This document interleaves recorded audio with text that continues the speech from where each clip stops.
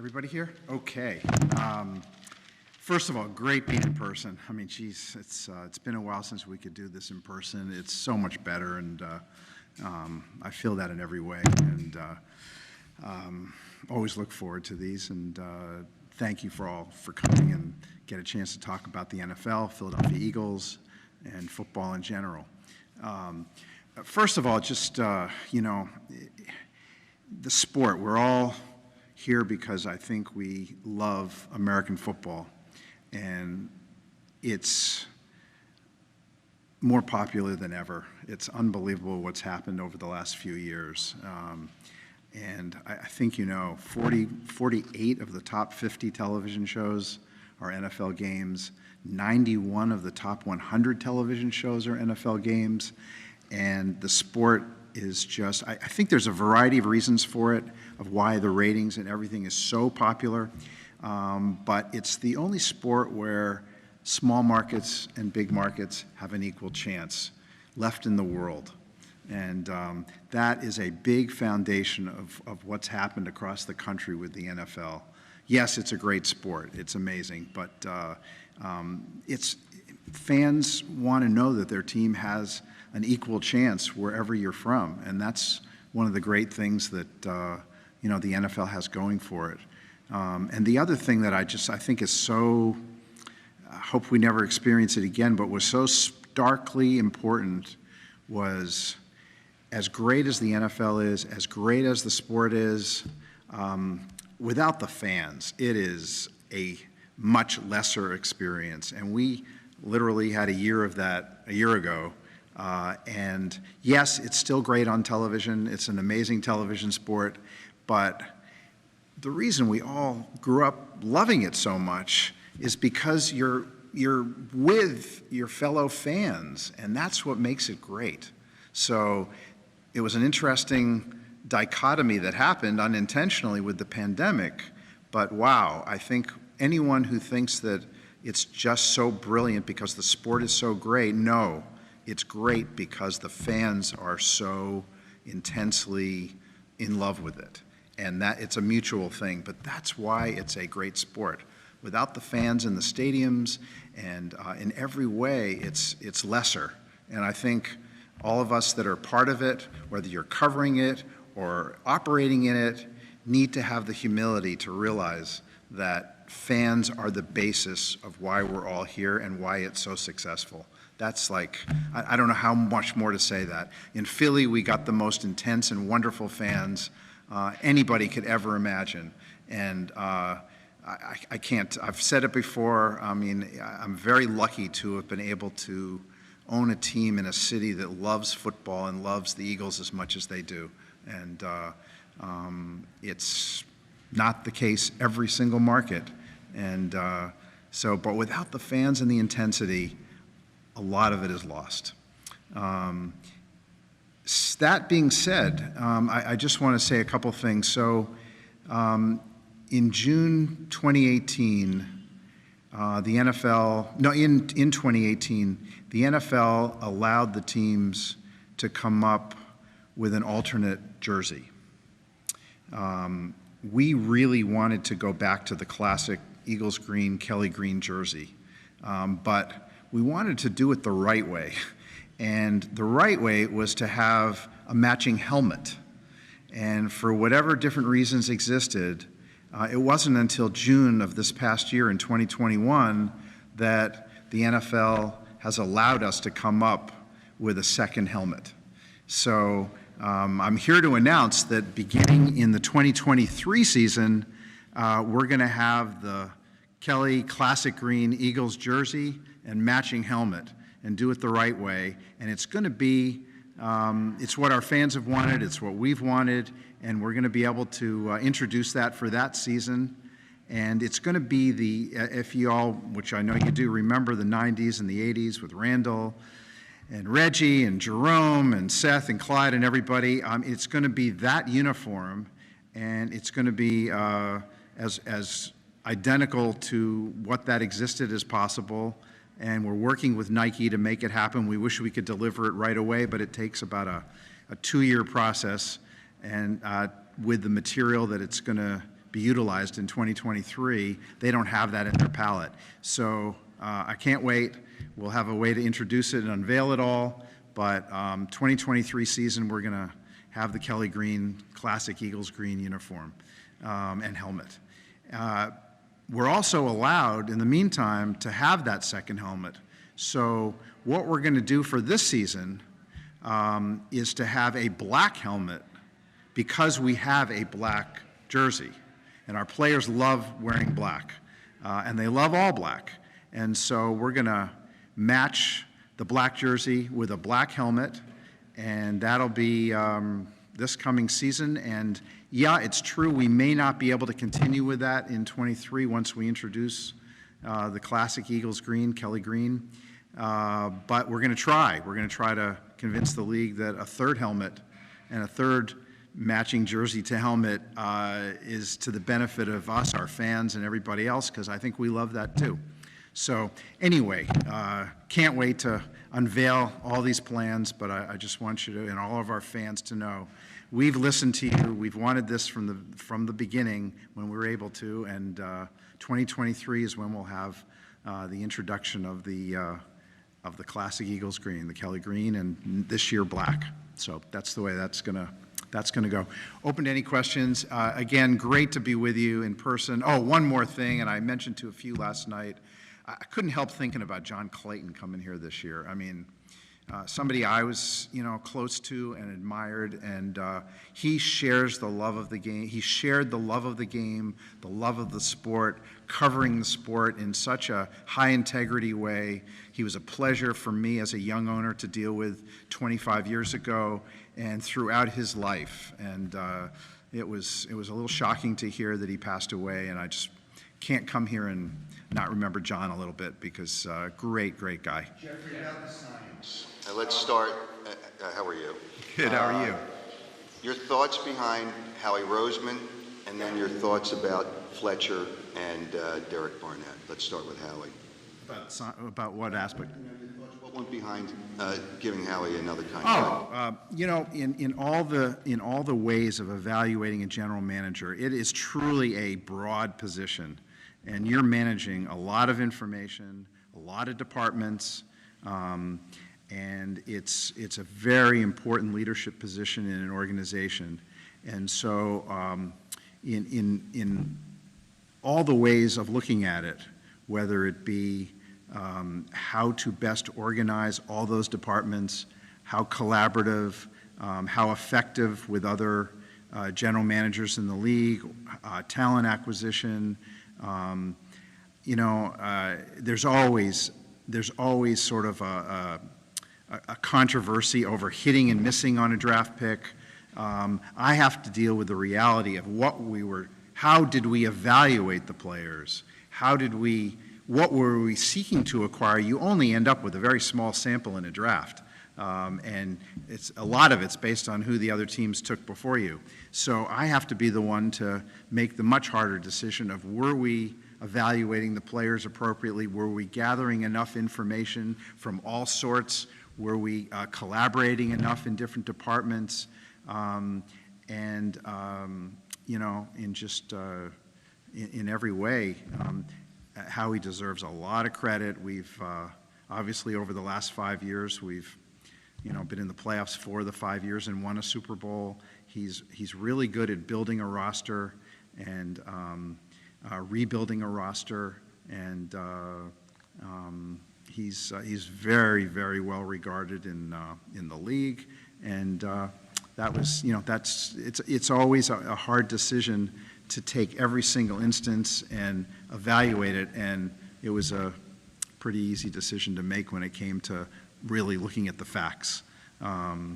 People like to concentrate on hitting on a draft pick. Well, the reality in the NFL is about 60% of first-round picks become solid starters, and that's if you're drafting in the upper half of the first round, the odds go up.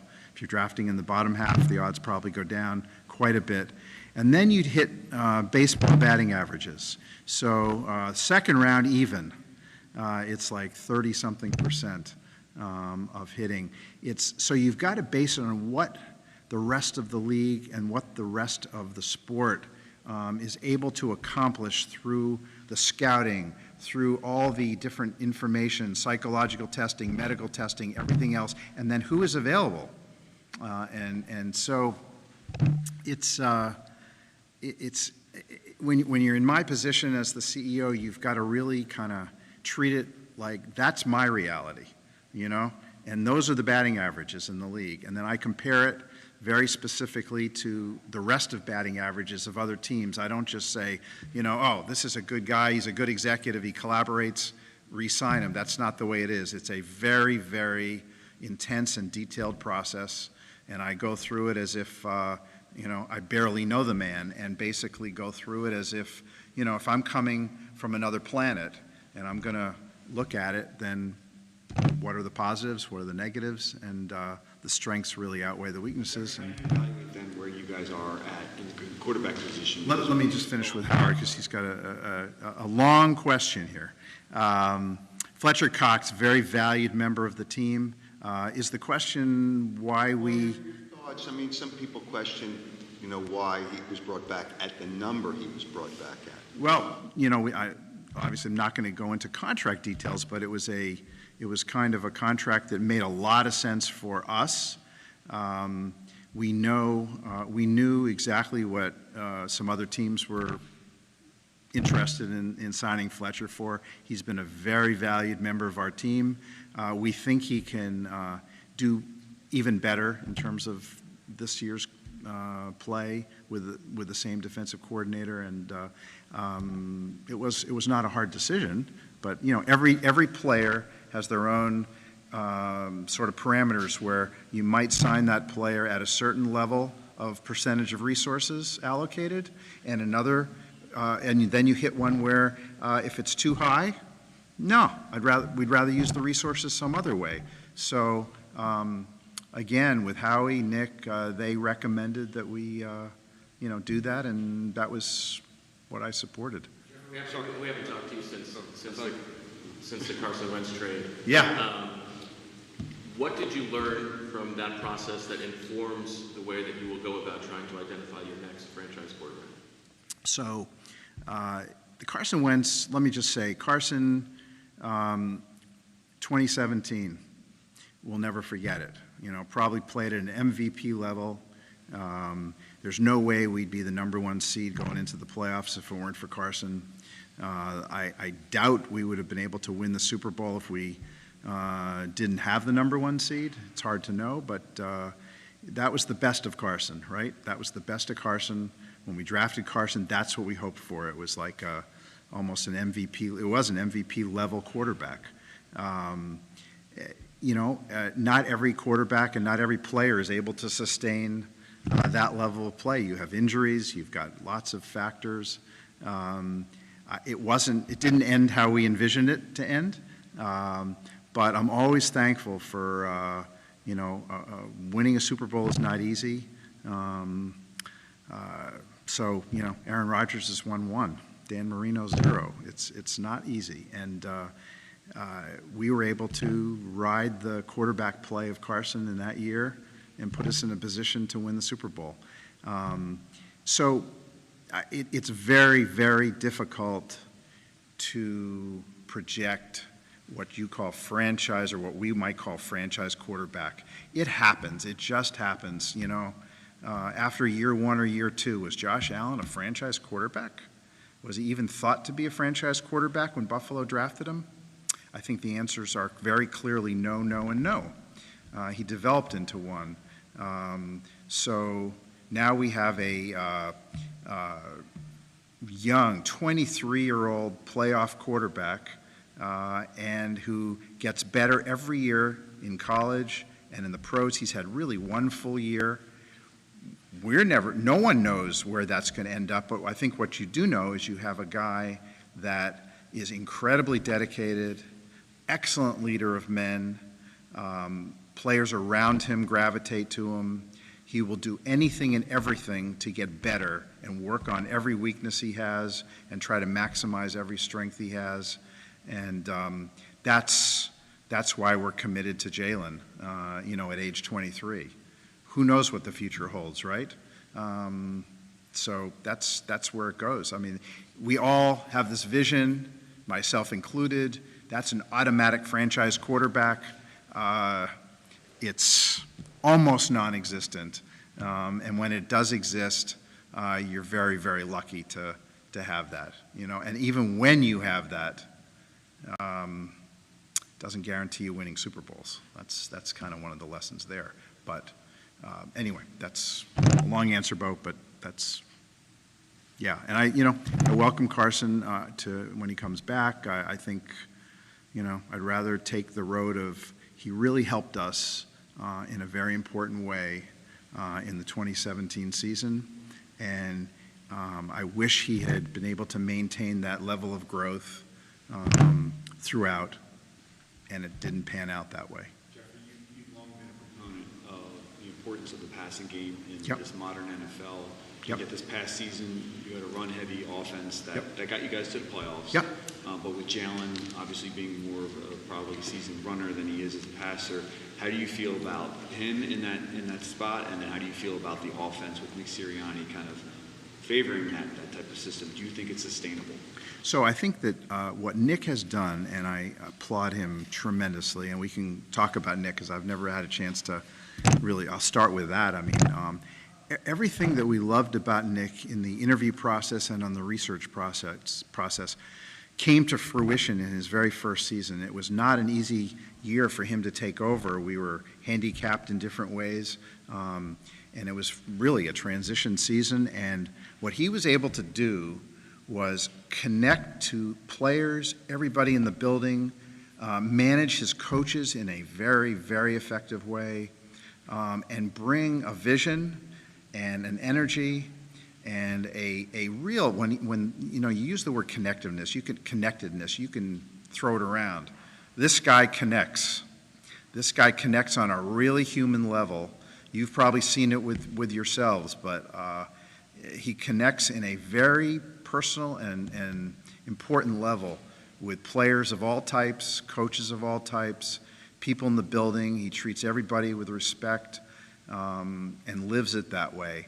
And I think that's what we saw in the first year of Nick. Assembled a great staff, not an ego-driven coach, a confident coach who's very comfortable in his own skin, and will only get better and better, as the years go by, I think. And worked wonderfully with everyone in the building, worked wonderfully with his quarterback, knew what our strengths and weaknesses were as an offense, adjusted in the middle of the season to emphasize what we were better in, and yet everybody, I think, whether it's Nick, Jalen, all of us, we want to have both a dynamic passing attack, excellent running attack, and all built around a great offensive line. That's the important thing.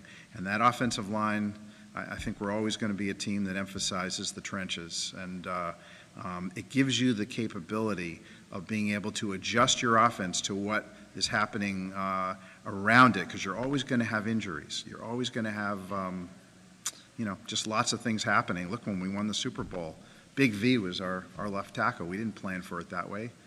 We don't win the Super Bowl without a great performance by Big V.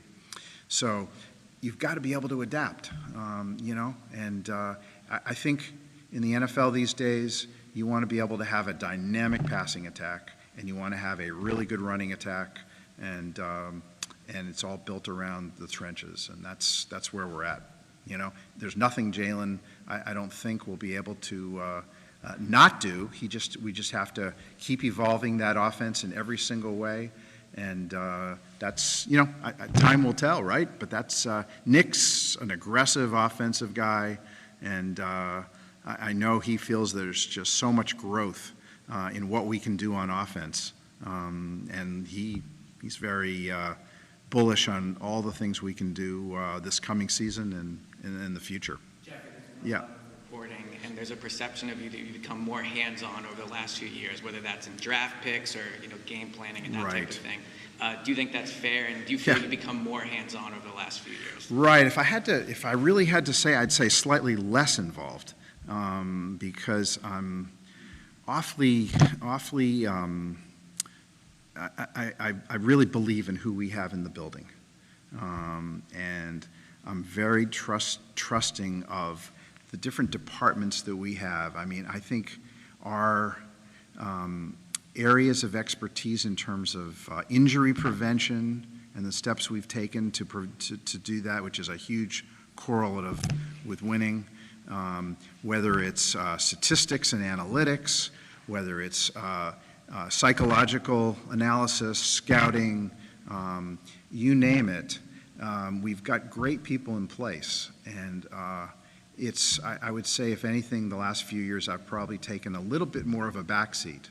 I sometimes, ask myself that question because I'm kind of I don't want to be. I want to provide the resources, provide the support, and yet ask a lot of questions in the meantime, because that's what a good CEO does. You don't just say, here it is, go with it. No, you want to be an active questioner of strategy and information and all that, and that's what I do. There's probably been, I've sometimes looked in the mirror and I say, have you ever felt like, geez, maybe you rooted for something or overextended yourself in terms of what you wanted to see happen? And yes, there's probably been 3 instances as I look back on whether should I have been so excited or rooted for something to happen? And it's never been based on my evaluation. It's been based on, you get excited when you're in a draft preparation process. And I'll tell you what they are, just so you have some feel for it. Jeff Stoutland is a great coach. He's a great talent evaluator.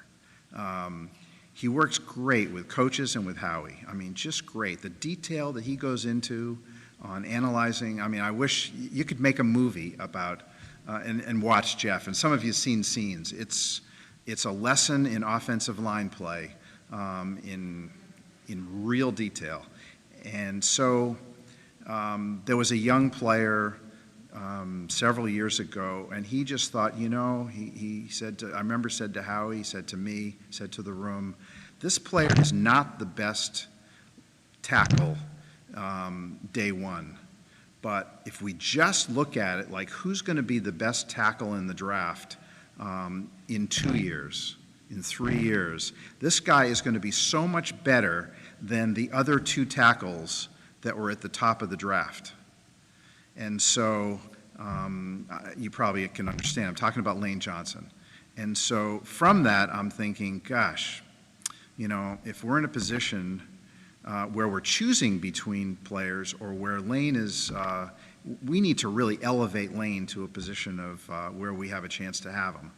And it wasn't automatically going to be the case, but that was one where I felt like I was, maybe a little too rooting interest, but it was warranted because of supporting Jeff, and Jeff was a new coach with us at that time, and anyway, he was right. He was better than Eric, and yeah, exactly. And Lane and Stout's been right much more than he's been wrong ever since. Second was a player we didn't get, and I will always regret it, but it was based on Andy Reid and Howie's enthusiasm. And you all know, I'm sure, who it is, and it's somebody that I really wish we had drafted in the second round and didn't wait, but we really didn't think anybody would jump us and take Russell. So that was that. And the third was really a strategy based on Jeff Stoutland and Howie. And it was really Jeff, where he saw a young talent, and he said, this guy, I know, you're talking about all these first round, second round tackles and all this. Let me tell you, if I can get my hands on this guy, and if he loves football, and you knew nothing about football, we have a chance to have a major star. And we don't need to take him before the 6th or 7th round, but I'm telling you, and you know how Stout talks, I'm telling you. And so we didn't have a 7th round pick. And I was like, oh boy, we really got to get back in this draft. And Howie manipulated it in a great, great way.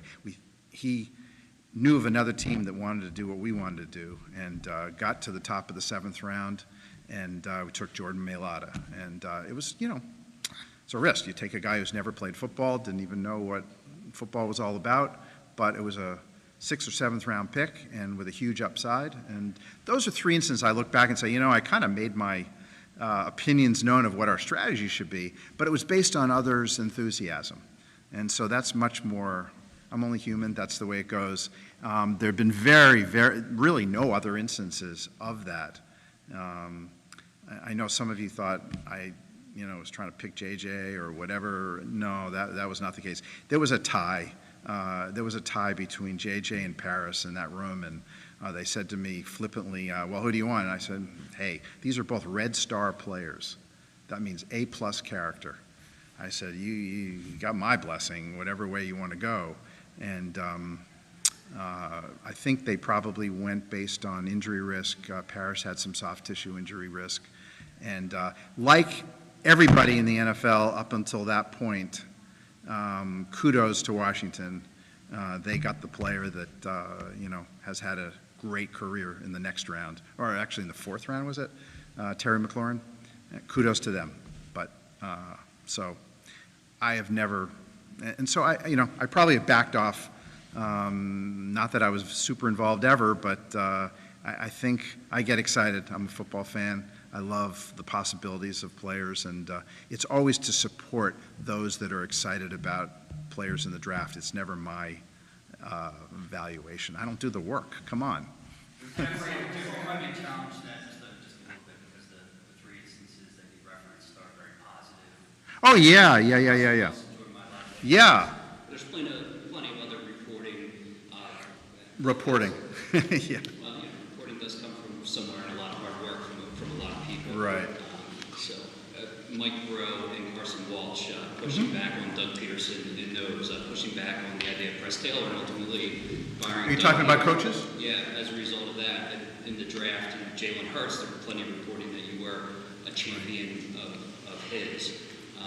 So are you saying that's just 3 times that there wasn't any ones that... Those are the ones that I look back and say, did I overstep in any way? And I didn't really overstep in those. But, in terms of, I have to evaluate a head coach on his management of coaches and who he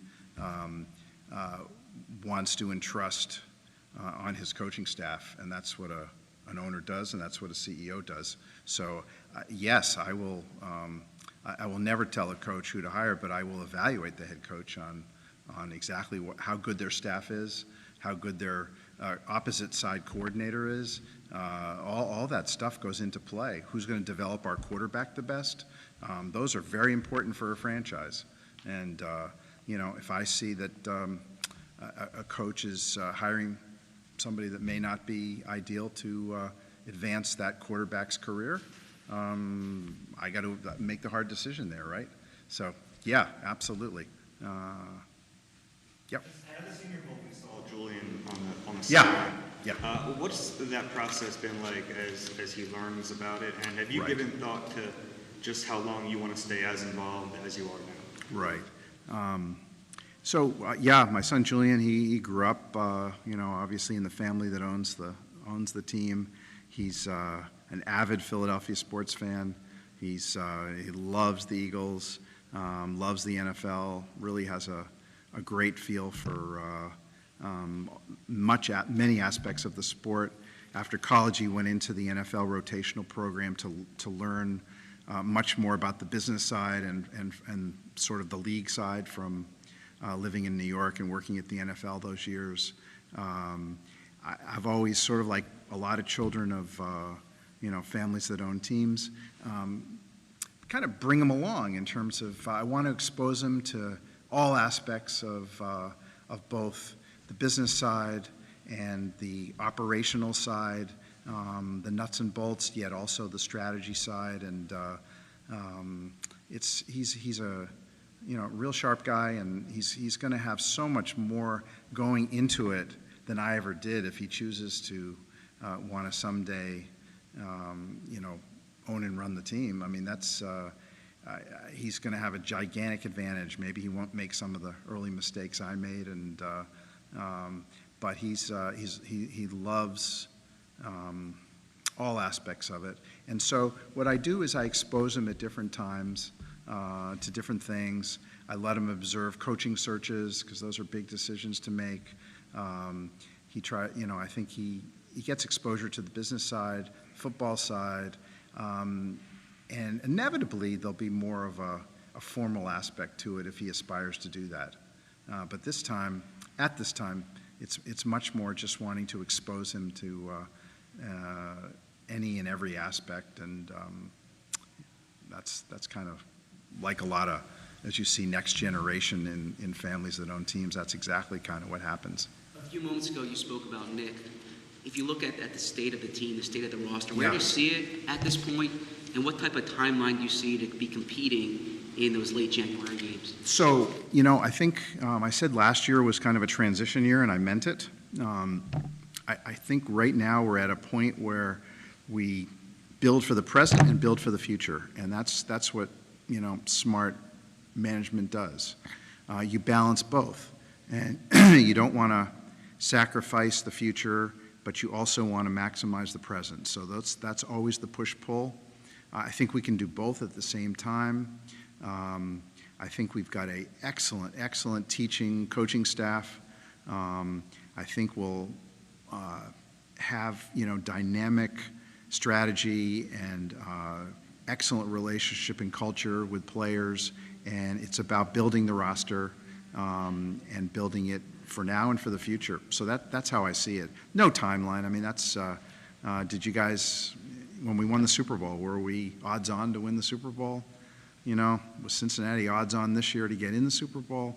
I don't know. I'm not smart enough to know that, but I do know that if you're disciplined and focused on maximizing the present and the future at the same time, you have a chance to build a really good roster. With that said, you have 3 first-round picks. Yes, we do. That's not a usual thing. That's a big part. How has that affected your outlook on this offseason and evaluating how? So the offseason, it started recently. We have almost half a year until we play a meaningful game. We look at it as there's so many tools to improving the team. And every day, that's the goal. And it's 5.5 months until we play a meaningful game. I expect Howie, Nick, everybody to address every area of concern between now and September.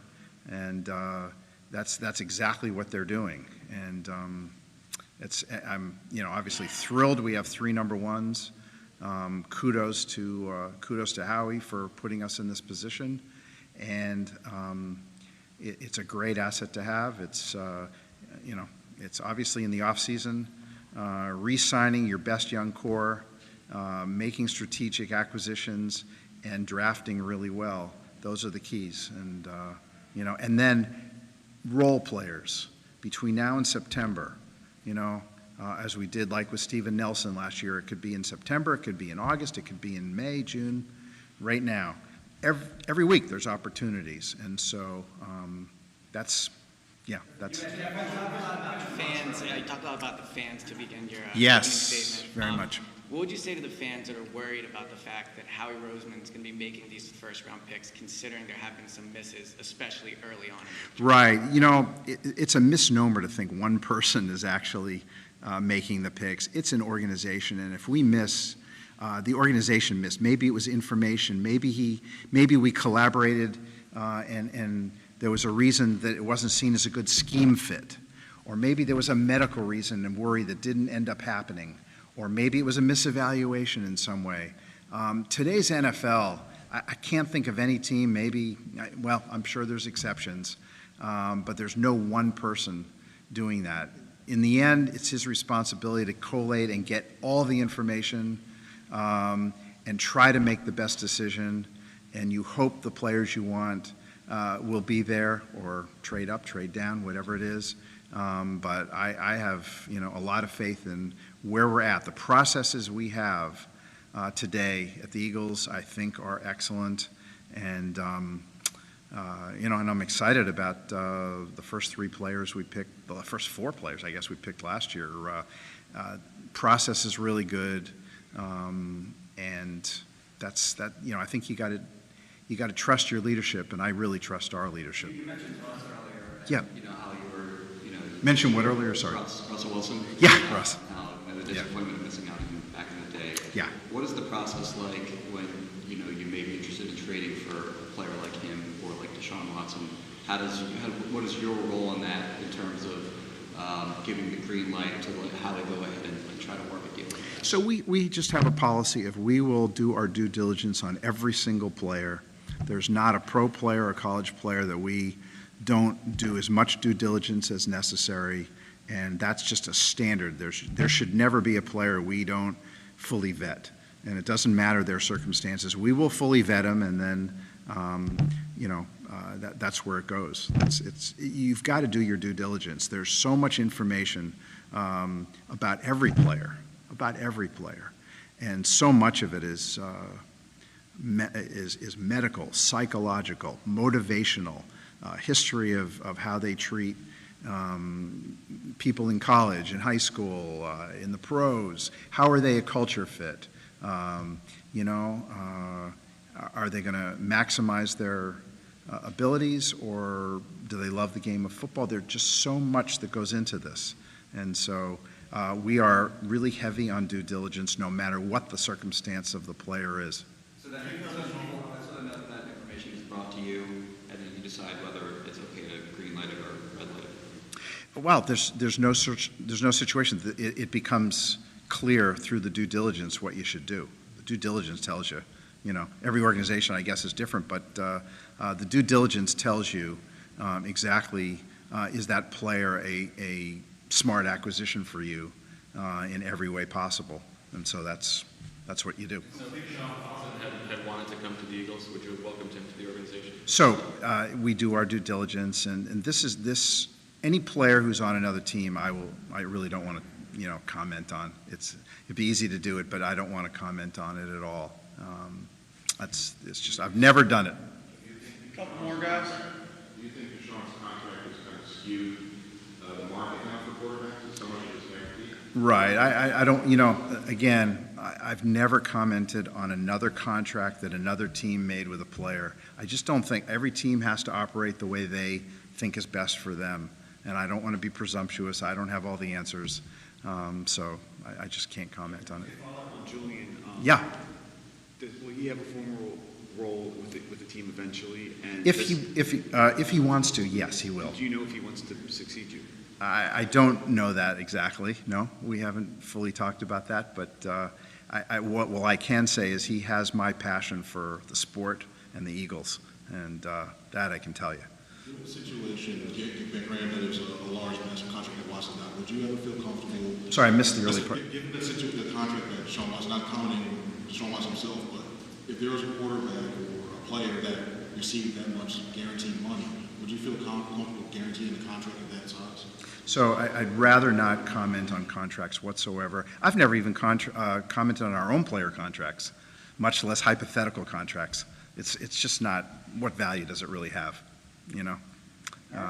Thanks, guys. Thank you all.